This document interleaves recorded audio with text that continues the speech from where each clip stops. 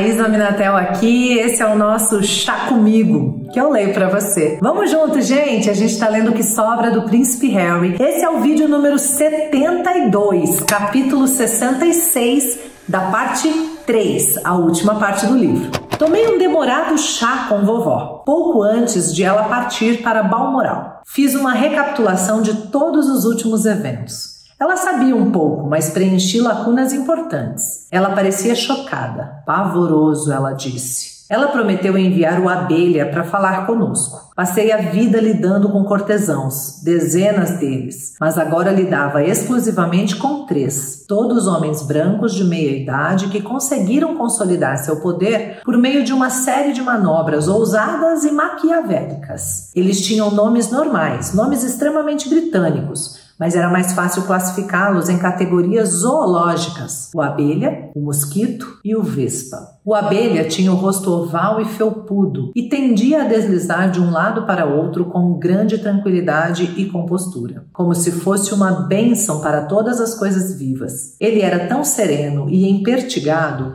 que as pessoas não o temiam. Grande erro, às vezes o último erro que cometiam. O Mosca passou grande parte de sua carreira ao lado da merda e, de fato, sendo atraído pela merda. Adorava o refúgio do governo e da mídia, as vísceras verminosas, engordava com os restos, esfregava as mãos de alegria diante de rebotalho, embora fingisse o contrário. Ele se esforçava para transparecer um ar de despreocupação, de alguém que não se envolve em confusão, friamente eficiente e sempre prestativo. O Vespa era esguio, charmoso, arrogante, uma bola de energia atuante. Ele era ótimo em fingir ser educado, até mesmo servil. Você afirmava um fato, uma coisa aparentemente irrefutável. Creio que o sol nasce todo dia pela manhã. E ele gaguejava que talvez fosse melhor considerar por um momento a possibilidade de você estar mal informado. Bem, eu não tenho tanta certeza quanto a isso, Sua Alteza Real, sabe? Tudo depende do que se entende por manhã, senhor. Como ele parecia muito mirrado, muito modesto, você poderia ficar tentado a não recuar e, em vez disso, insistir em seu ponto de vista. E era aí que o Vespa incluía seu nome na lista dele. Pouco tempo depois, sem aviso, picava você com uma dolorosa cravada de seu descomunal ferrão, a ponto de deixá-lo atordoado, perguntando-se aos berros: de onde veio isso? Eu não gostava desses homens e eles não tinham nenhuma utilidade para mim. Eles me consideravam, na melhor das hipóteses, irrelevante e, na pior, estúpido. Acima de tudo, sabiam como eu os via, como usurpadores. No fundo, eu temia que cada um desses homens se sentisse o único e verdadeiro monarca, que cada um deles estivesse se aproveitando de uma rainha de 90 e poucos anos, desfrutando de sua posição influente, enquanto apenas aparentavam servir. Chegara a essa conclusão depois de experimentar na pele. Um exemplo: Meg e eu consultamos o Vespa com relação à atuação da imprensa, e ele concordou conosco que a situação era abominável, que precisava ser interrompida antes que alguém se machucasse. Sim, vocês não ouvirão de nossa parte nenhum senão acerca disso. Ele sugeriu que o palácio convocaria uma reunião de cúpula com todos os principais editores para discutir nosso caso. Finalmente, eu disse a Meg, alguém entendeu. Nunca mais tivemos notícias dele. Por causa disso, me mantive cético quando a vovó se ofereceu para nos enviar o Abelha. Mas eu disse a mim mesmo para manter a mente aberta. Talvez dessa vez fosse diferente, porque dessa vez vovó o estava despachando pessoalmente. Dias depois, Meg e eu recebemos o Abelha em Frogmore e o deixamos à vontade em nossa nova sala de estar. Oferecemos a ele uma taça de rosé. Fizemos uma apresentação detalhada. Ele tomava notas meticulosas, volta e meia pondo a mão sobre a boca e balançando a cabeça. Disse que tinha visto as manchetes, mas não avaliara todo o impacto que isso poderia ter em um jovem casal. Esse dilúvio de ódio e mentiras, ele disse, era sem precedentes na história britânica, incomparável a qualquer coisa que eu já tenha visto. Obrigado, dissemos, obrigado por compreender. Ele prometeu discutir o assunto com todas as partes necessárias e assegurou que voltaria em breve com um plano de ação, um conjunto de soluções concretas. Nunca mais ouvimos falar dele. Capítulo 67. Meg e eu estávamos ao telefone com Elton John e seu marido Davi. e confessamos, precisávamos de ajuda. Estávamos meio que perdendo a cabeça aqui, caras. Venham ficar com a gente, Elton propôs. Ele estava se referindo à casa que tinham na França, verão de 2019. Então fomos. Durante alguns dias, sentados no terraço deles, aproveitamos o sol. Passamos longos momentos de cura, contemplando o mar azul celeste, e parecia uma coisa hedonista. Não apenas por causa do cenário luxuoso, liberdade de qualquer tipo, em qualquer medida, passara a parecer um luxo escandaloso. Estar fora do aquário, mesmo que por uma tarde, era como o dia da libertação da prisão. Uma tarde fizemos um passeio de scooter com Davi ao redor da baía local, descendo a estrada costeira. Pilotei e Meg foi na garupa, estendendo os braços e gritando de alegria, enquanto passávamos unindo pelos vilarejos, farejando os jantares das pessoas pelas janelas abertas, acenando para as crianças que brincavam nos jardins. Todas retribuíam o aceno e sorriam. Não nos conheciam. A melhor parte da visita foi ver Elton e Davi e seus 2 meninos se apaixonarem por arte. Muitas vezes eu flagrava Elton estudando o rosto de arte e sabia o que estava pensando.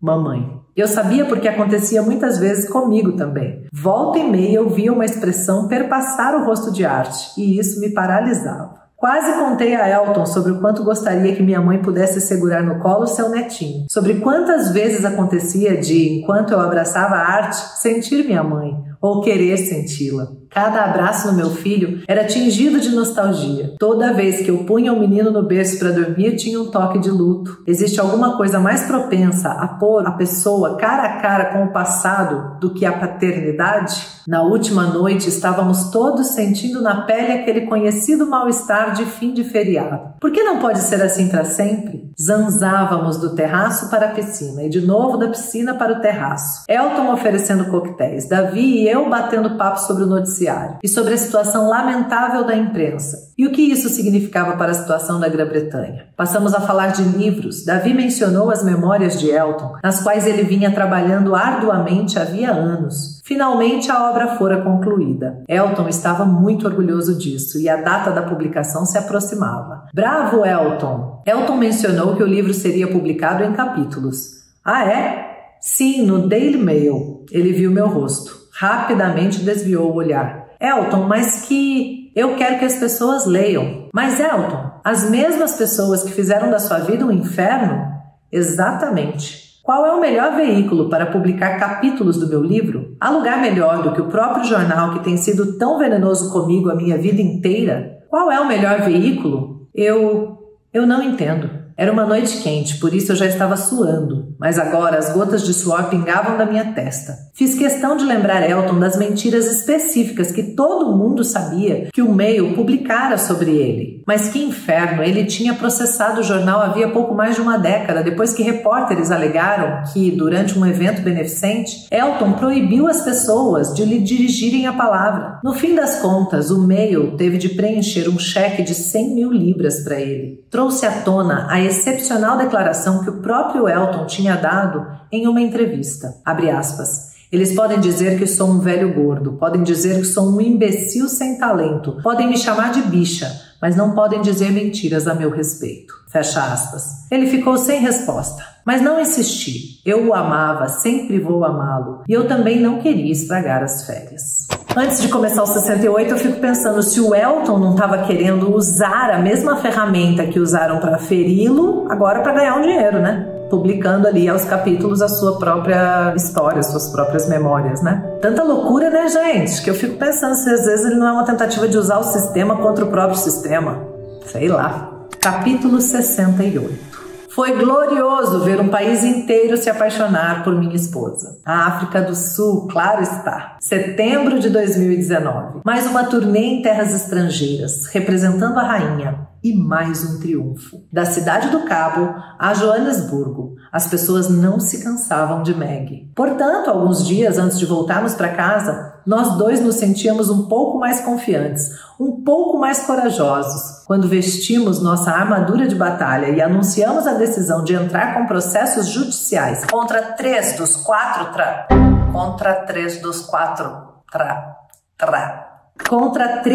4 tabloides britânicos, incluindo aquele que publicara a carta de Meg ao pai, por sua conduta vergonhosa e por sua prática de longa data de invadir os telefones das pessoas. Em parte, isso se deveu a Elton e Davi. No final de nossa mais recente visita, eles haviam nos apresentado a um advogado, um conhecido deles, um sujeito adorável, que sabia mais sobre o escândalo de hackeamento de telefones do que qualquer pessoa que eu já conheci. Ele compartilhou comigo sua experiência, além de um monte de provas do tribunal. E quando eu lhe disse que gostaria de poder fazer alguma coisa a respeito, quando reclamei que todas as nossas iniciativas tinham sido bloqueadas pelo palácio, ele ofereceu uma solução que, de tão elegante, era de tirar o fôlego. Por que não contratar seu próprio advogado? Eu gaguejei. Você quer dizer, está me dizendo que poderíamos...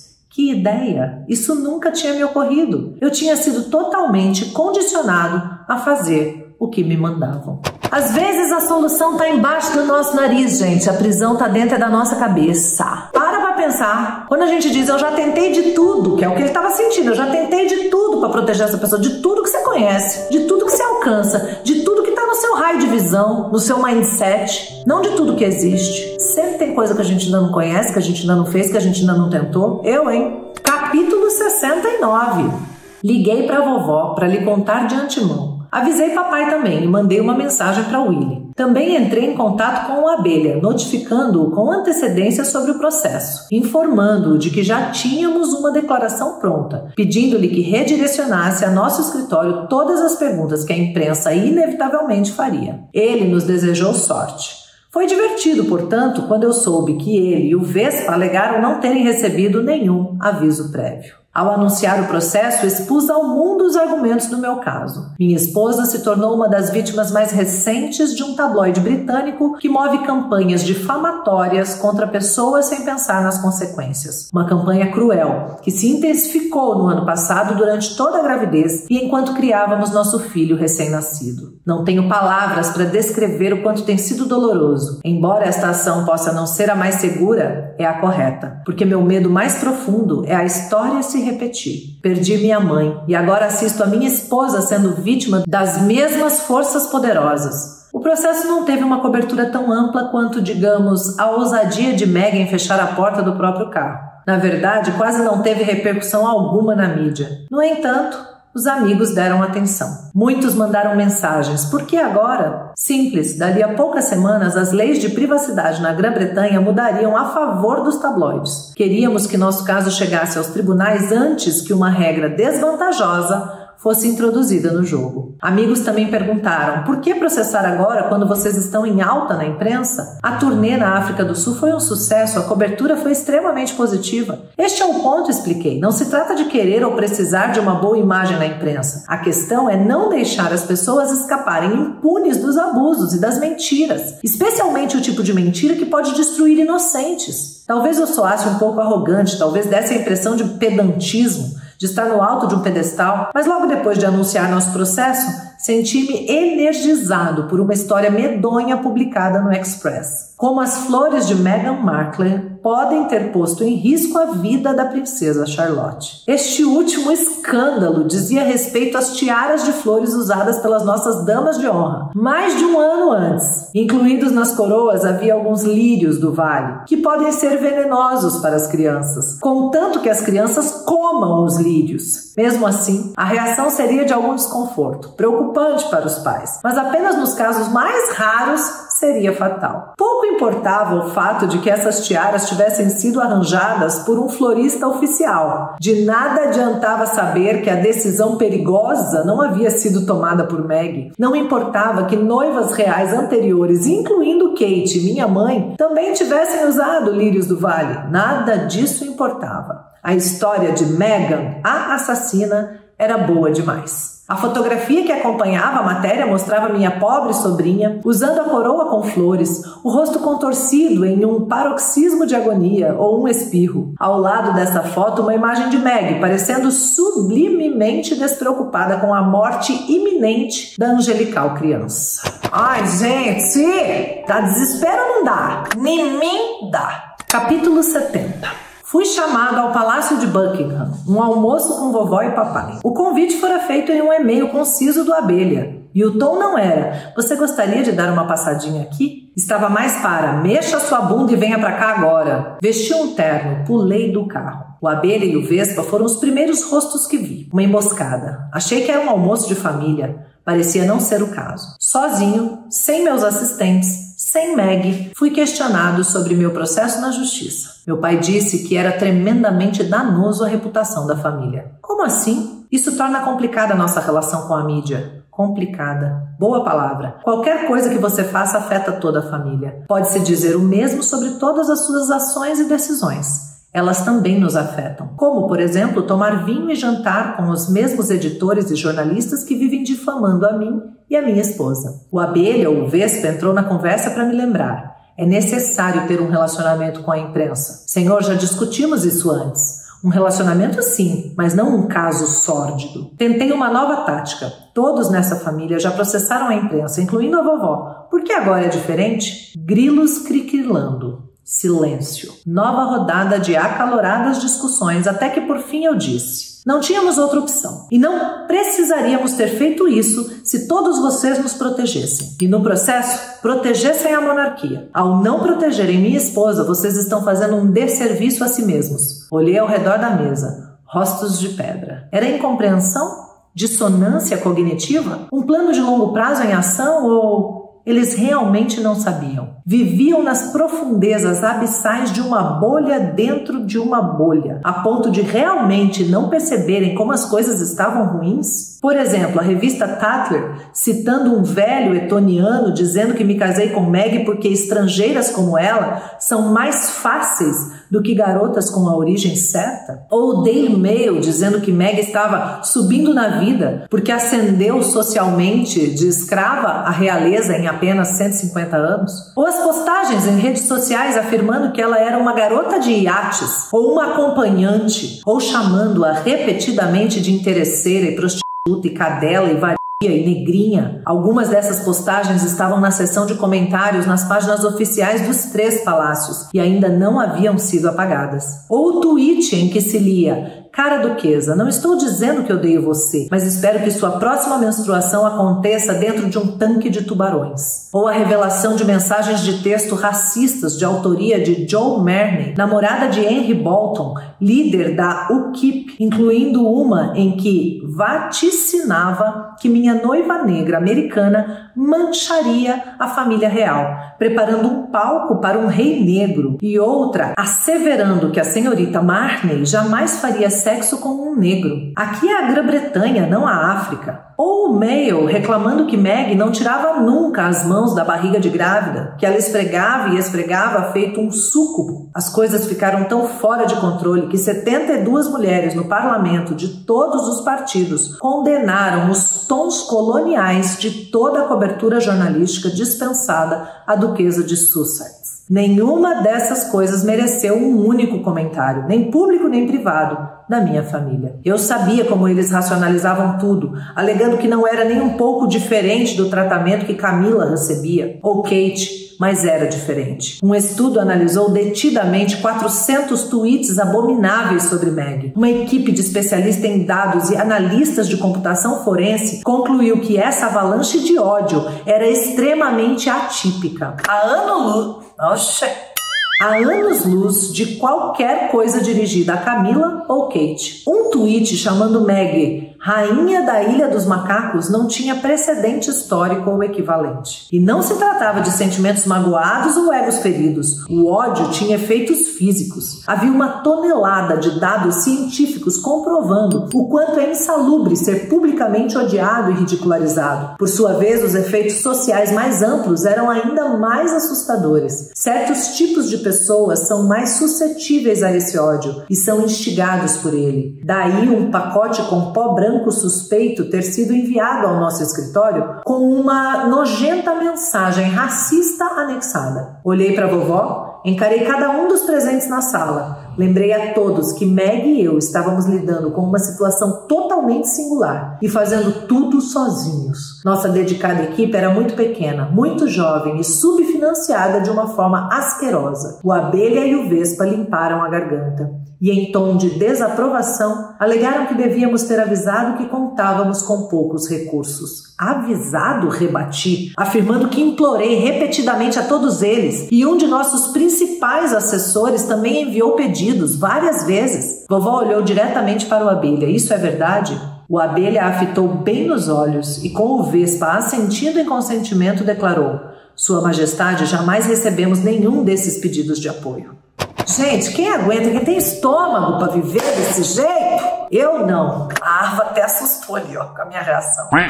Que desespero, que horror. E contado assim, com essa riqueza de detalhes, né, a gente entende as decisões da família ali, do casal, de vaza, gente, sai desse lugar tóxico, insalubre. Mas foi pior do que você imaginava a saída deles, viu? Porque eu não imaginava. Vem pela frente. Segue aí que nós continuamos juntos, viu? Um beijo, gratidão sem limites. Lembra de curtir, comentar e, claro, compartilhar a playlist com outras pessoas que você acha que possam se interessar. Fica com Deus. Até a próxima. Tchau.